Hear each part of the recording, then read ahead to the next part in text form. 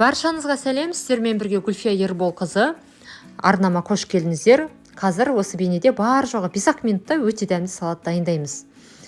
Ол үшін бізге қияр қажет болады. Қиярды бейнеде көрсетілгендей турайсыздар. Бұл салатқа қажетті заттардың барлығын осы бейненің төменгі жағына жазып қоям. Алдын ала көріп дайындап қойсаңыздар болады. Және де бұл салатқа ештеңкені пісірудің қажеттілігі болмайды. Бірден барлығын турап, дайындап, дастарханға қойып, жей берсеңіздер болады. Міне қиярды турады, енді ыдысқа саламын. Содан кейін ысталған тауық аяғын аламыз.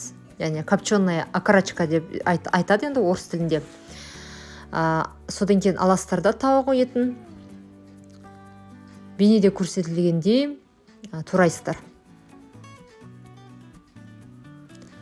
Бұл салат өте дәмді болып шығады, себебі барлық ішіне қосылатын ингредиенттер өзара жақсы үйлеседі.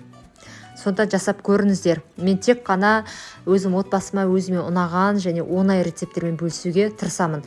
Және де осы салат дайындасаңыздар, міндетті түрде комментарий бөлімінде бөлісіңіздер және осы арнама тіркеліп алыңыздар. Туралған тауық етін ыдысқа саламыз. Консервідегі үрмей бұршақты корей елінің салатын салып, ең соңғы осы салатқа майонезді қосып, жақсылап араластырамыз. Жақсылап араластырғаннан кейін тоңазытқышқа қоюдың қажеті жоқ, бірден дастарханға қоя берсеңіздер болады. Өте дәмді салат болып шығады, міндетті түрде жасап көріңіздер. Ас болсын, сіздермен болған Гүлфия.